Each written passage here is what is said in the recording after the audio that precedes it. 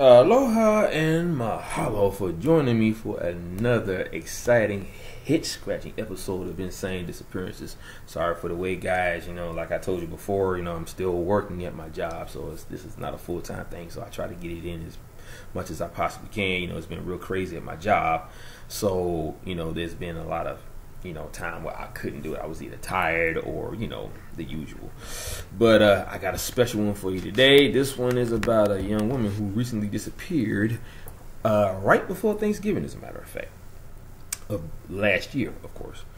I'm going to go ahead on and get right to it. Now, this woman's name is Alison Raspa from Whistler, Australia. Well, this was she went missing in Whistler, Canada, but she is from Australia, and she's a backpacker, who likes to go out into the wilderness and do her thing. But now there have been some disturbing rumors about the fate of a missing Australian backpacker that are sweeping the Canadian ski resorts, of Whistler. The ski resort. Resort where she stayed at, as a matter of fact. Now, where the young woman, this is pretty much where the young woman vanished about 12 days ago. Now, Alison Leanne Raspa, 25 years old, was last seen leaving the Three Below restaurant and lounge in Whistler Village at 11:30 p.m. on Wednesday of November on the 22nd.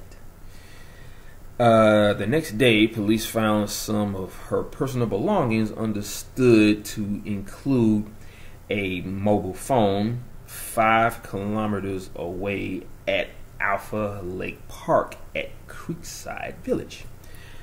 Now, people at news.com.au understands Miss Raspa's backpack was also located. Now, rescue workers and the RCMP divers equipped it with sonar technology searched the lake and surrounding areas, but failed to find any further trace of her. Now, Miss Raspa's devastated brother accompanied a woman believed to be the sibling's mother, flew into the world-famous resort last week to join locals in a massive search effort over the weekend.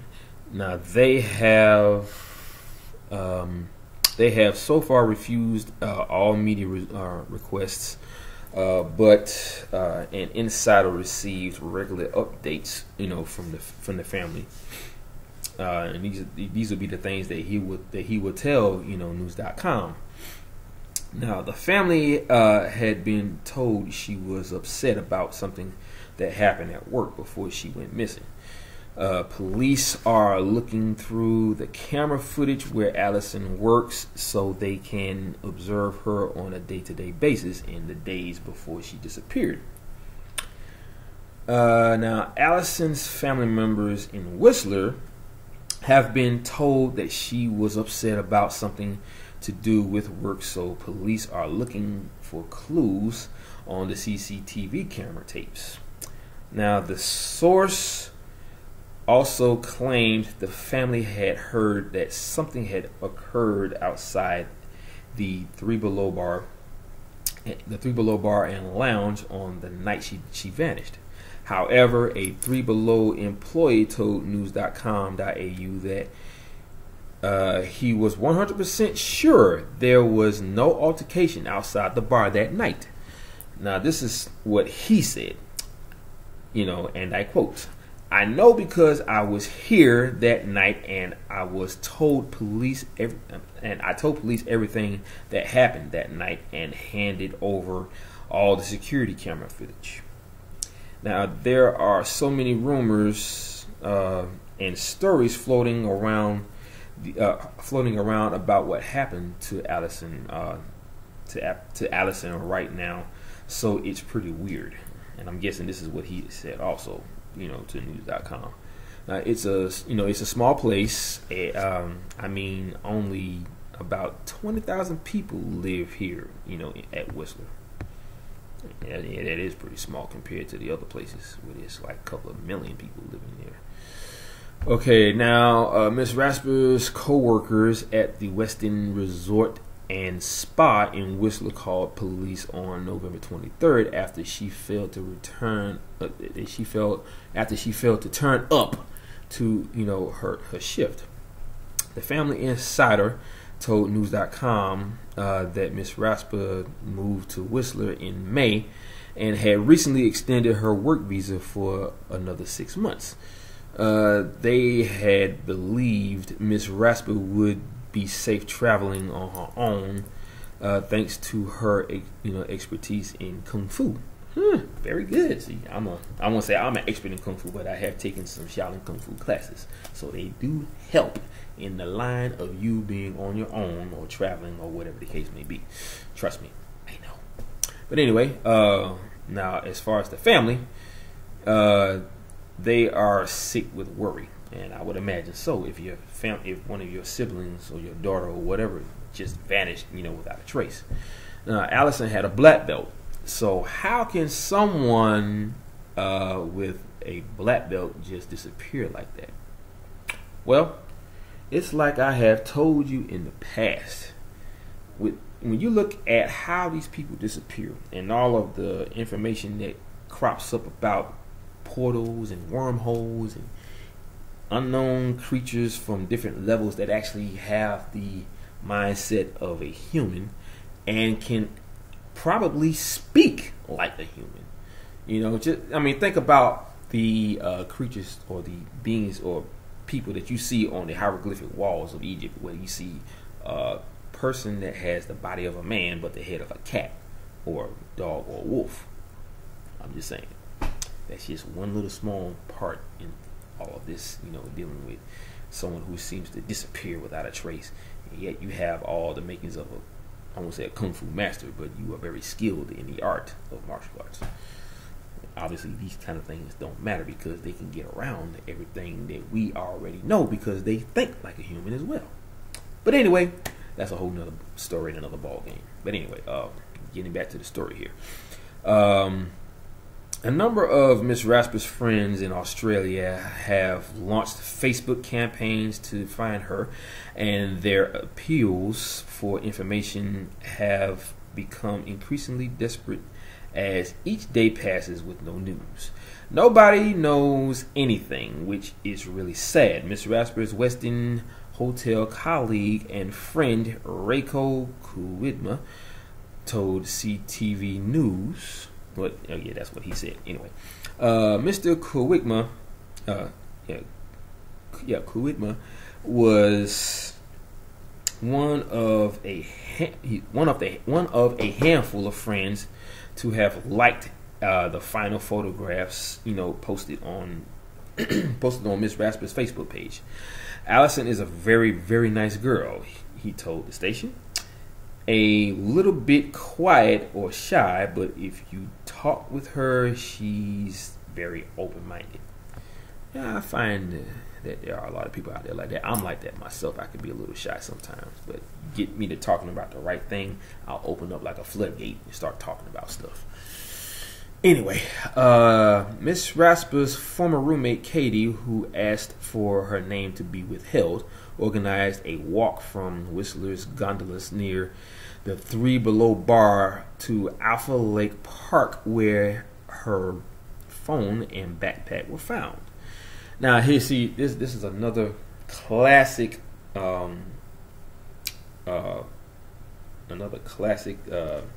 thing when it comes to these cases of people that disappear mysteriously. Phones. Now, some of them are either found smashed into a million pieces. Some are never found. Some of them work, but you can't get them to work.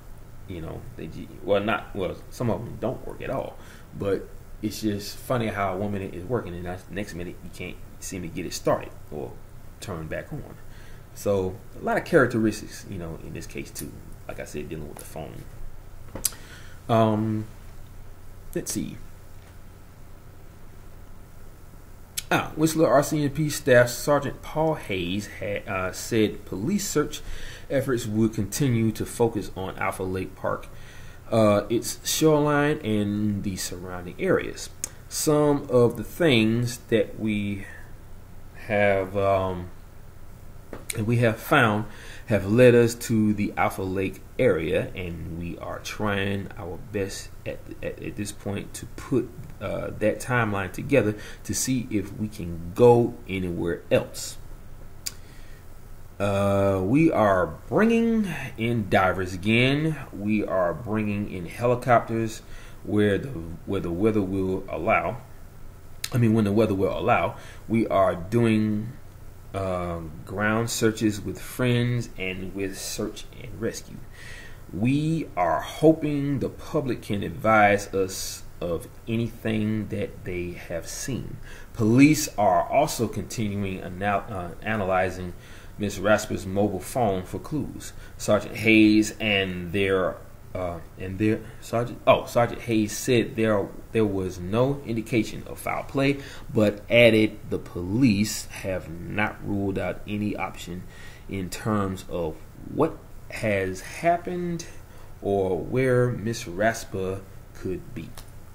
Miss Raspa was last seen wearing a black sweater, a white and black striped shirt, and black pants.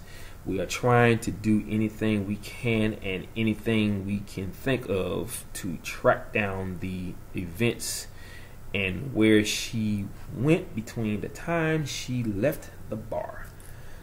This is a comment that came from Sergeant Hayes himself. All right. Now, like I said before, people who are skilled in certain areas like martial arts or hunting, bow and arrows, shooting guns, they never seem to help in that case. Want to know why? Because they were by themselves. You leave yourself to be vulnerable in those areas. Even if you do have a gun and you know how to use it, or you're skilled in the martial arts, that would also mean that if this happened to them, no human on this level of Earth could do that. They can't get around you being able to use your gun or you being able to use martial arts if you got too close to them. But a certain type of being from another level could do that. They can get around. If you encounter a being that is really some type of creature that thinks like a human and possibly talks like one, they know how we think, so they know how to get around the way we think with other ways to either subdue us or to take control of us and bring us to this level where they come from, where they can do whatever it is they want. They call that suppression, okay? Which is an ability all of these dark, entities or beings have, okay? So that's one theory. Okay, now we're talking about a woman that disappeared mysteriously, okay? And no one seems to be able to figure out how, because she left this three below bar and no one knew where she was going at that point. She just vanished after she left the place. Where could she have gone? She is a backpacker, so that means she hikes a lot. Okay, so if she hikes a lot, that means she has some type of experience in that area. But yet she still vanished without a trace.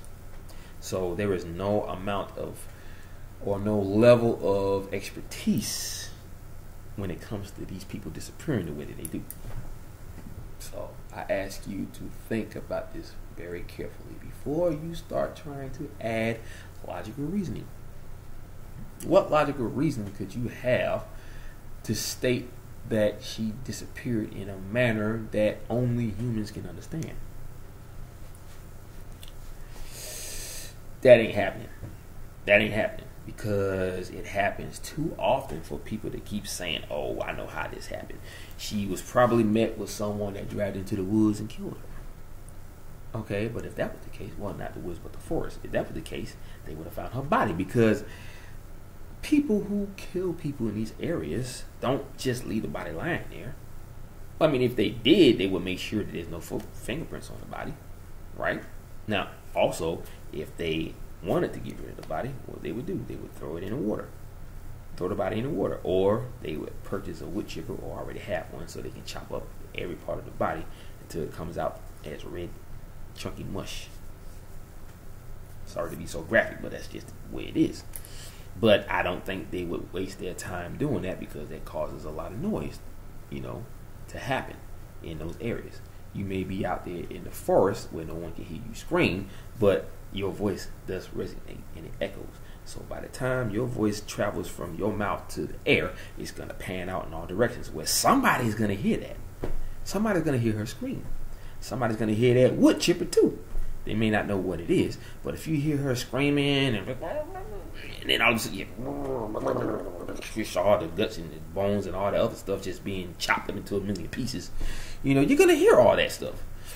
So I would think they would want to do what they do without causing any alarm to other people. Am I right or am I wrong? Think about it. They're not going to do anything that's going to cause them to be found out about or cause people to come out to that area where they heard the noise. There could be some people camping in that area. There could be some hermits in that area. You never know. Could be some mountain men, like on that TV show on Destination America. I'm just saying. All of these factors, all of these characteristics, you have to think about everything in a three-dimensional way for you to get a very good answer out of all of the craziness and the mysteriousness and the outright mind-blowing information that comes from a person disappearing the way that they do. I'm just saying, you got to think beyond your logical reasoning, because none of that is going to help you solve this case. Especially if you start thinking about wormholes and people just vanishing into thin air, being abducted by the dark one so that they can, do all these crazy experiments on them, take their fetus or take their egg out of their stomach so they can create a hybrid that can basically be another level of being with all kinds of characteristics, including human characteristics, because we have such unique DNA. They love that about us, which is the reason why most of us get abducted by these, beings from other levels or other dimensions. I'm just saying. So, with that being said, something happened to her, and I am more privy to believe that whatever happened to her wasn't something that a human did. Okay, she may have walked into a wormhole and didn't even realize it, because energy can't be seen by the naked eye. You could probably see a ripple in, the atmosphere, but you won't see the actual wormhole until you actually enter into it. So I've been told if you see the environment ripple, that's a wormhole, so you need to stay away from it. That's why I said people don't even realize that they're walking right into one, because it'd be too late at that point. The pull from the inside of this wormhole will suck you right into it, and you'll be transported to another parallel Earth where you have to live a life that you weren't ready to live. And let's just say she meets up with her double, her, parallel double, or, I would think that if they were to meet or touch each other, they would merge together and become one with each other. So then at that point, where would you exist?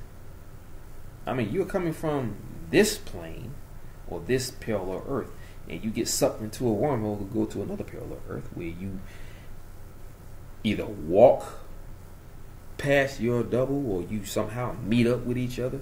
Maybe you two felt each other and you just kind of, were pulled to each other somehow. You gravitate toward that person. You touch, and next you know, boom. But anyway, that's getting off track here. We're talking about a woman that disappeared. But that's just some of the things that could probably happen if she was sucked into a wormhole and was transported to another parallel Earth. That is just one scenario if she was to actually confront or be confronted by her double, her parallel Earth self. Okay? You don't want to touch him. Because even Dr. Emmett Brown said the same thing in Back to the Future, where a lot of crazy things could happen if you were to actually come in contact with your other self, your future self or your other self from another parallel Earth. You touch, you're going to merge and become one with each other. Therefore, you're going to exist in two different places. here and there all at once. It's like two different realities merging together to become one. I know that sounds crazy, but you know, everything is possible. I've learned that the hard way. Well, not the hard way, but I have learned that in the past couple of months, that everything is possible. Trust me on that. We may not be able to understand it, or you may not be able to understand it, but it is possible. Anyway, guys, that's it on this story. I'm glad you were here to listen to it. I know you've been waiting, so I'm sorry for the wait. I promise I'll try to get more in on the days when I know I can. But, you know, with work and everything and my hours, it gets kind of crazy. When I come, I'll be really tired. So I try my very best to make sure that I get all this stuff in a timely manner. But without further ado, you know how I do it, people. You know how I do it every single time. Aloha, mahalo, and a hui ho. Peace out, guys. Have a great day.